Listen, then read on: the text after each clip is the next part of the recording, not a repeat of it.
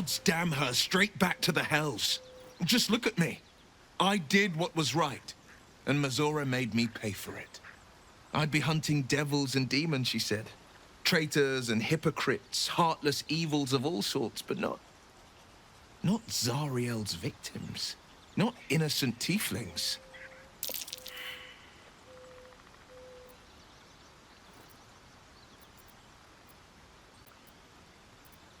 I'll say what I can, but it won't be enough. It's Mazora who grants me the power to conjure armor and cast eldritch blasts. Before I was infected, I could even call hell beasts and summon festering clouds, but I promise you, every thrust of my blade and every flame I sparked was for the good of the coast.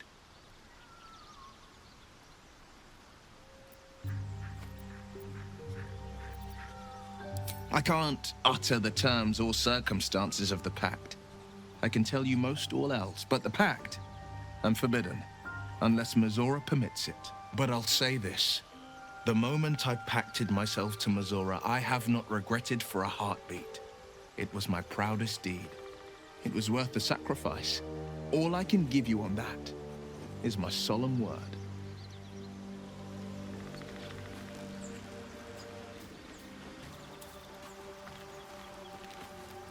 The dog pants through a ball held firmly in his mouth.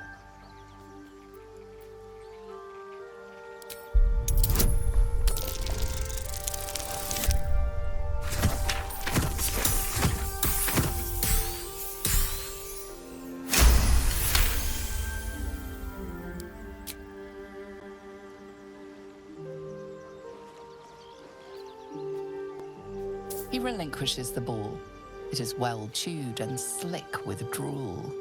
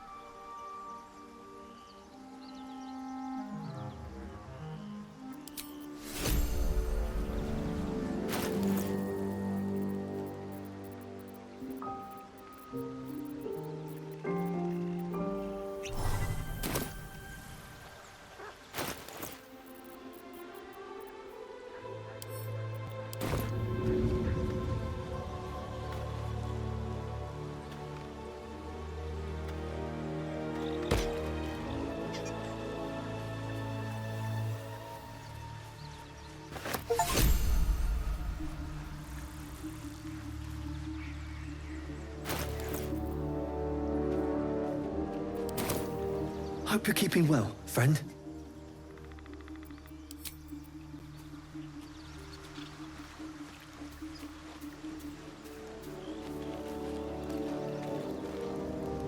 I had another dream. Which, I suppose, means you did as well. Whoever's reaching out to us truly does seem opposed to the Absolute, but wants us to embrace the tadpole. Venture right into the heart of the cult. Perhaps we truly have a secret protector. Or we're walking into a trap.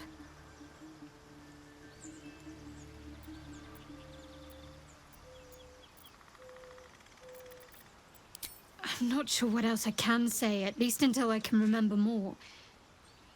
She taught me, trained me, punished me. Often, I think I feel her influence when the wound pains me. Not even memories, just glimpses, impressions. Perhaps the wound is her doing, something Lady Shah bid her to do. I don't know.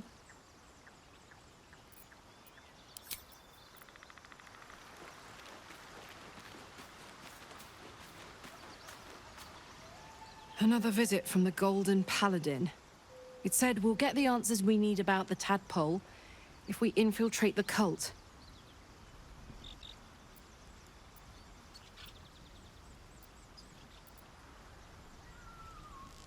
Indeed.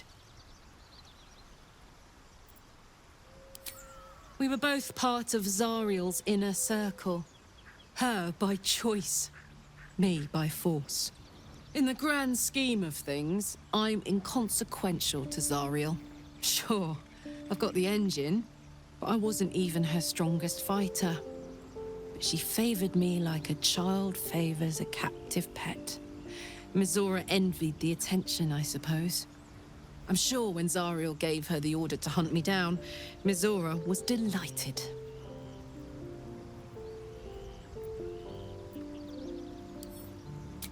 No kidding. The fighting, the chaos, the betrayal.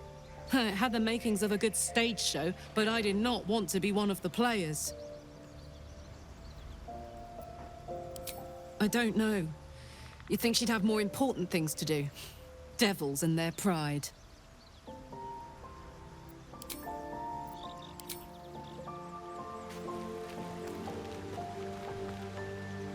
Just so you know, I don't judge you for what happened to that bard, Alfira. But the look of guilt on your face was priceless.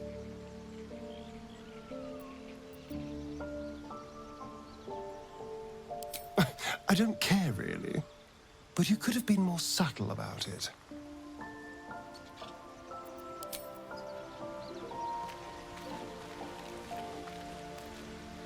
Another dream. Another order from that dubious visitor. It announced that we will find the answers we seek in the Absolute Cultist's lair, and offered another generous gift. A persuasive creature. It tempts us with power, expresses its admiration, its adoration. Avert your eyes whenever it appears, and do not avail yourself of this new power, no matter how alluring. You've no idea what damage it could do to us, how far into illithid madness it could drag us.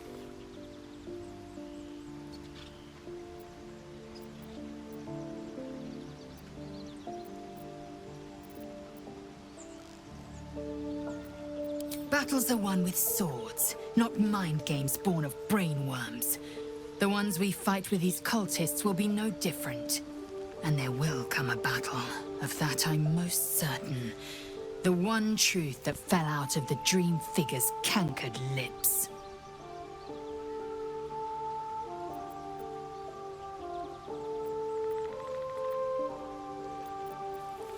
It is a certainty. I had assumed our parasites served a Geich elder, but I believe they serve a greater master still.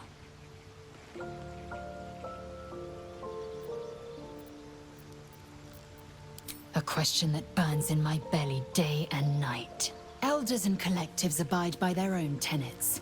It would require a powerful creed to unite them. And now this voice, this creed, finds our own ears. If it reaches this plane, it may reach others.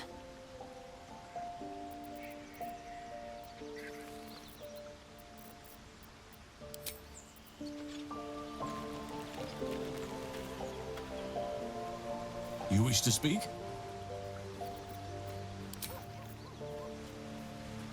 I had another dream last night. The visitor came to me and ordered me to penetrate the heart of the very cult that's spreading the infection. It gave me a tadpole gift too, just like it did the first time it appeared. I suppose it hoped this would help.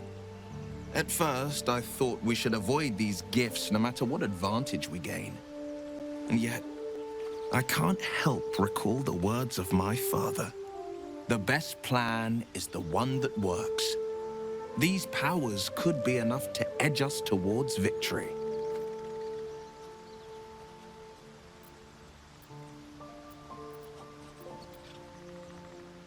Very well.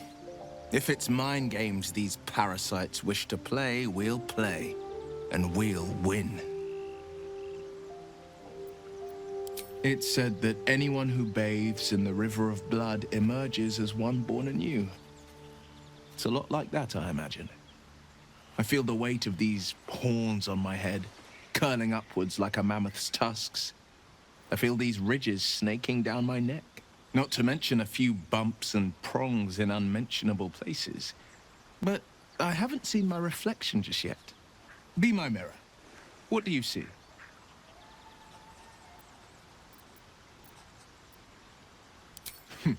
It's because you know the heart lurking under the horns.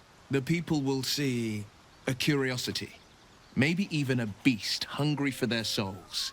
But I will slay their monsters, keep them safe, and one day they will see the Blade of Frontiers again.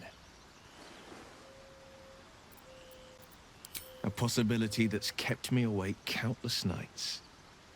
But I don't have a clue where to start, other than play her games and play by the rules. That's the only language devils listen to.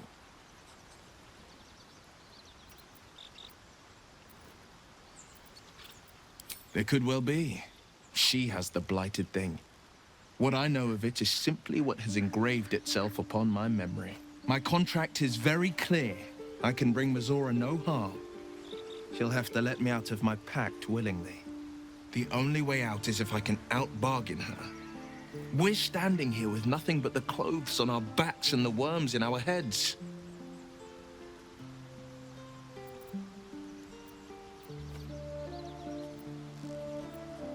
We can. I'm sure of it. How glad I am that you see me as more than my patron's pet.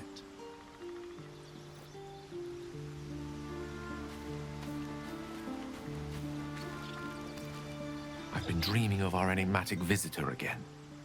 She told me our purpose was to take on this cult of the Absolute, to infiltrate its ranks and bring it down from the inside. She even offered me greater powers, the result of some manipulation of the tadpole's psionic abilities. Given the magnitude of what we're up against, I see no harm in considering the benefit this offer might afford us. Could be the only way to reach this source in one piece.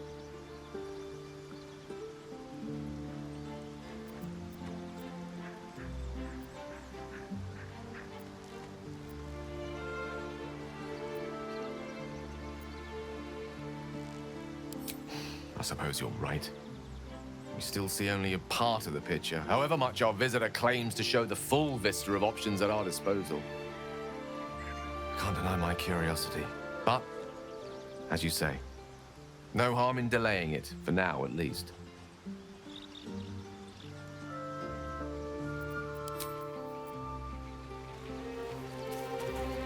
I thank you for the invitation to your camp.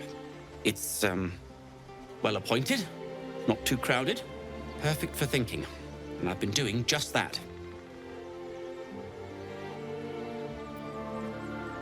It's about Wulbrin. We know he's been taken to Moonrise Towers, and we know I'm going to save him. The problem is this: a preponderance of evidence that I am a terrible adventurer. I'm not sure I should trust Wulbrin's fate to, well, me.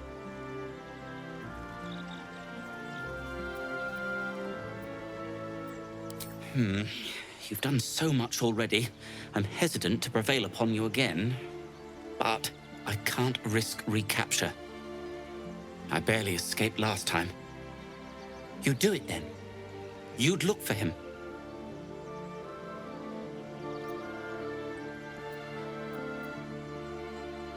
That's very decent of you. Thank you. There's something else you should know. Something I can no longer ignore. I know you've learned about the gnome's pursuit of rune powder, but do you know what it truly is? Until very recently, I thought rune powder was a myth. A substance so powerful it could fell a city. A nation.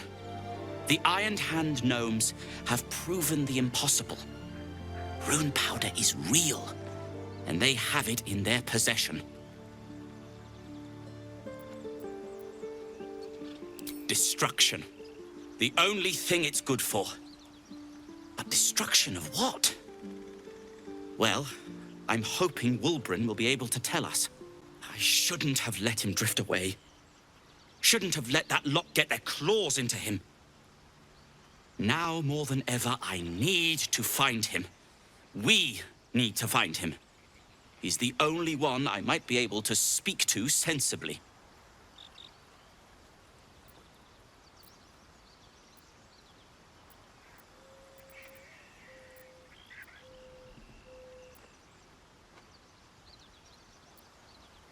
I'd kiss you. But neither of us deserve that. Thank you.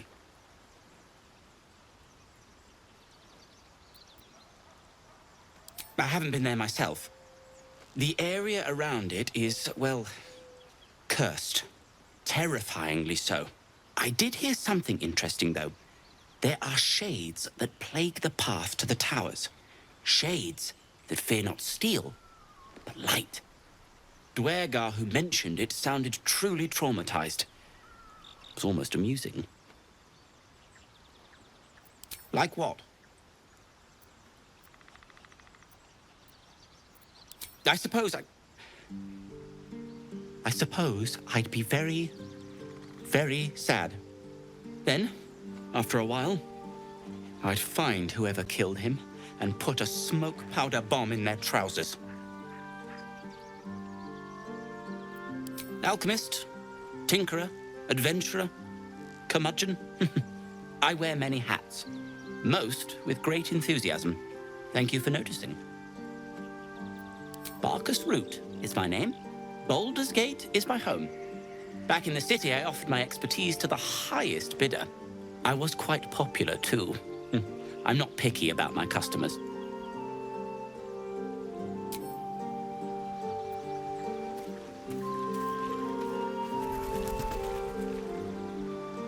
What's inside?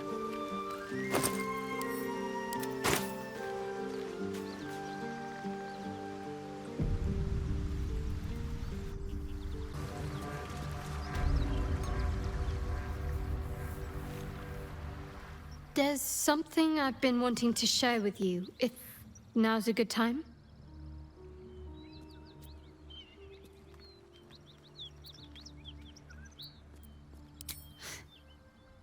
No. The opposite. I feel like I can share this with you.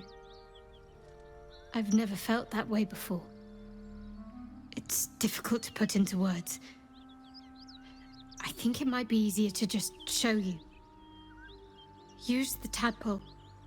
The connection. Come into my mind. I'm sure. I trust you. How I came to be who I am. How I found my way to Lady Shah's embrace.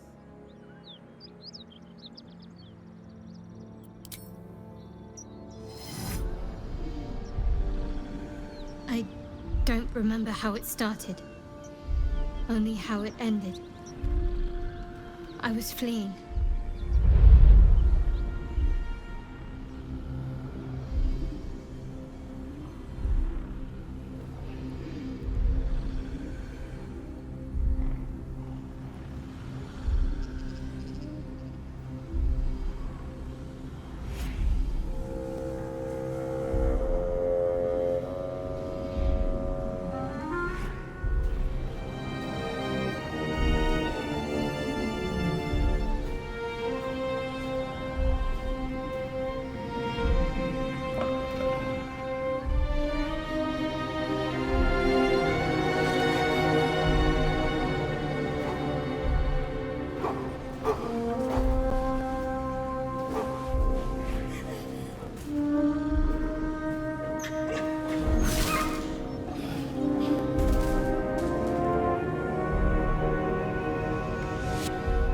She asked my name. I can't remember what I said. I can't remember anything before those words. All I know is she saved my life and gave me a new home with Lady Shah. It hurts. That's all I remember. You remember that it is common amongst Seluna's followers to send their children into the woods alone, a rite of passage to find their way home. Perhaps this one has gone awry.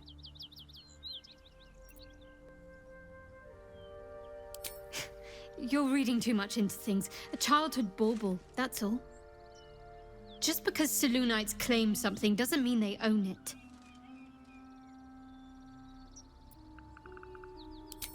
Lady Shah. But yes, her and those who saved me and taught me her ways. The Mother Superior. She made me who I am. At least as best as I can remember. She taught me, trained me, punished me when I failed her, which was often.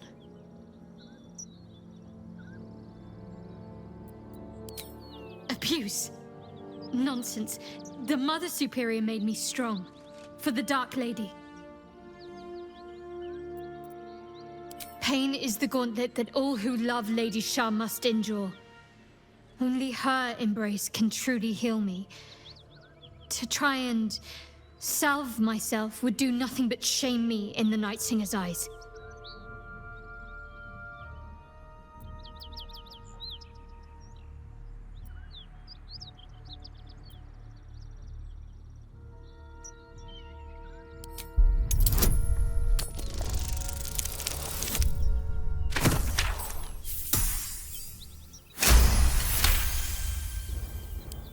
Perhaps you're right. And perhaps one day I won't have to suffer. But I don't think that day has arrived yet. Lady Shah will ease my pain when she wishes to.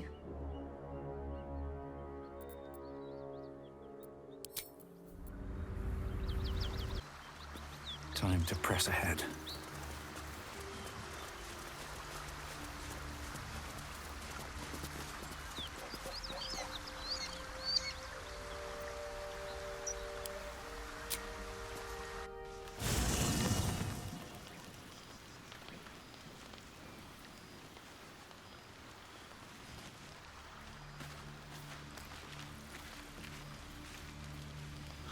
A lone memory unfolds in your rancid cortex, a babe brained by your hand.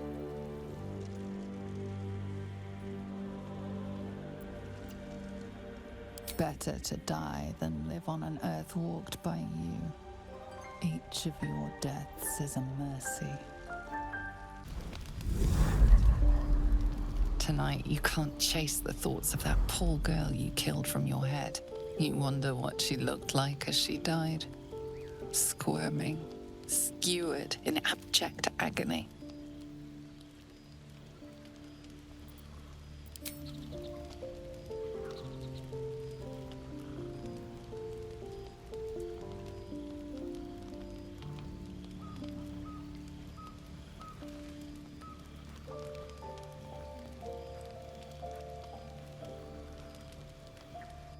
Your body barely complies. You feel such rushes from your thoughts of the dead woman. Why did she die? The mystery gnaws at your pounding heart. Me lord, jubilant day! I have found your vile self at last! Sceleritas fell! Your loyal and ever-adoring butler. I followed you, my dear rotted master. We have been parted so tragically long.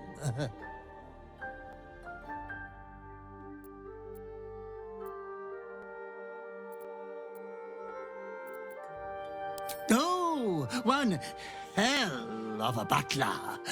The most unprincipled servant you could hope for. You have always struggled to conduct yourself properly without me. I found you following the stench of that bard. She reeked across the coast like a piece of dog muck on the road.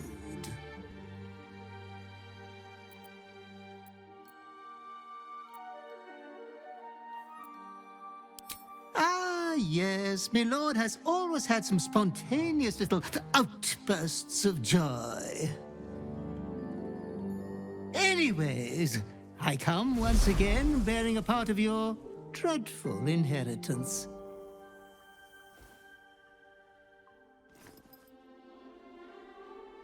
You earned this iniquitous prize through your great show of exceptional violence the other night.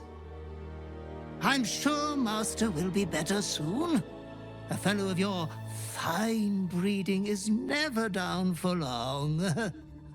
I cannot wait until your next act of shameless barbarity.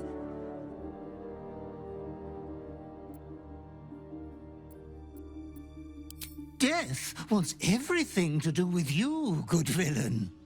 Be true to yourself, my lord.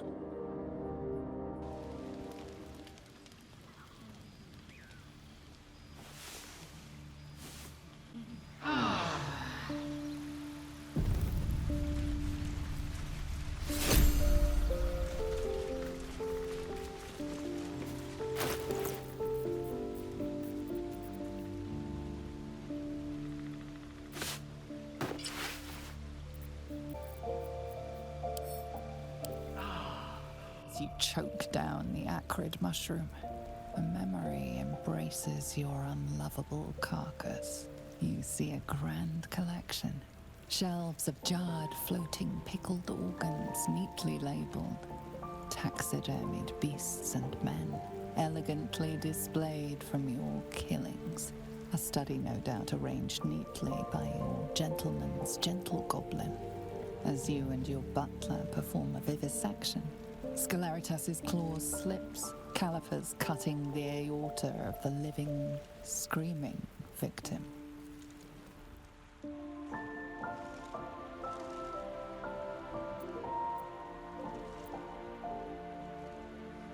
This is not your first time unraveling a long intestine left-handed, but each time you swear up a storm, hoping it will be your last. As the memory begins to clear away, one thing is certain. The butler lies not about his past service.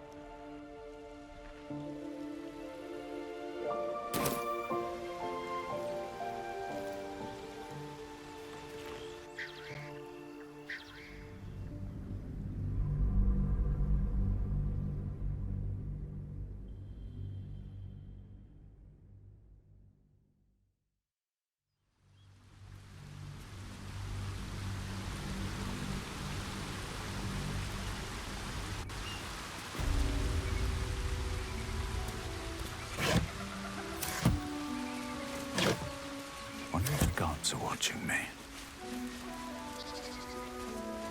But that will fit in my pack.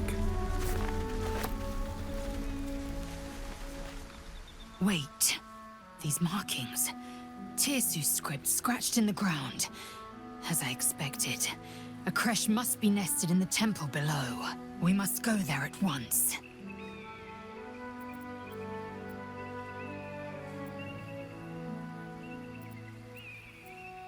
Chuk.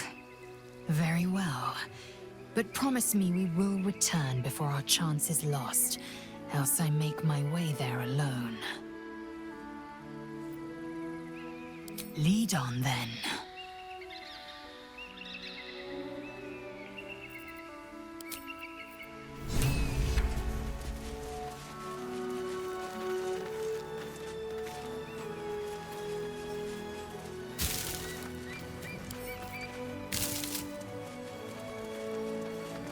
Blessed be you, pilgrim. Take respite now in the dawn's loving gaze. Looks like Lathander, god of the dawning sun. I warn you, I'm exceptionally well armed. A friendly face. Oh, you are a sweet, sweet blessing, my dear. You know, I've had nothing but trouble all day.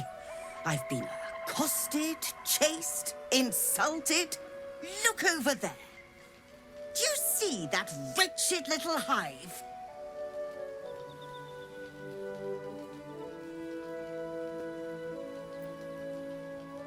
Oh, it certainly looks that way. But inside, it is swarming with brutish, stupid, rude Githyanki. Brutish and rude by your wretched standards, but stupid. Kachaki. Your charming companion would call it a creche. But it was built on what remained after the Githyanki slaughtered all of the monks. I'd call it a murderous training camp. Acutely observed on both counts. Honestly, I was doing them a favor offering to buy one of their eggs. And how am I repaid? Attacked and run off like some transient. The Society of Brilliance asked me to acquire one of their roe so they can incubate it and, once it hatches, raise the spawn in their tradition. Please, do enlighten me. What is this tradition? The Society believes a Githyanki raised in a peaceful, nurturing environment can overcome its violent nature. I'm sure your friend would agree. A Githyanki is as likely to forsake its violent nature as a gnome is to fly.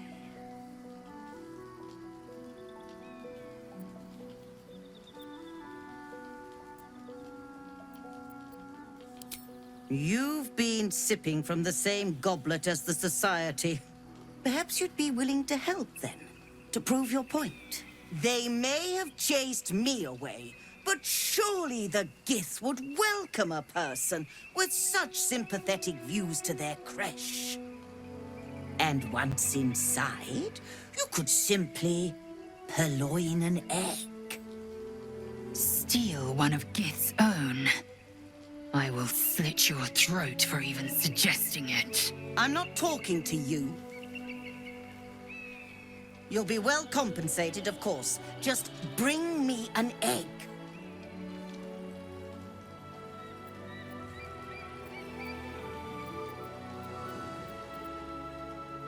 I should hope so. When adventure calls, I am always thoroughly prepared. Take a look. Yeah, boy.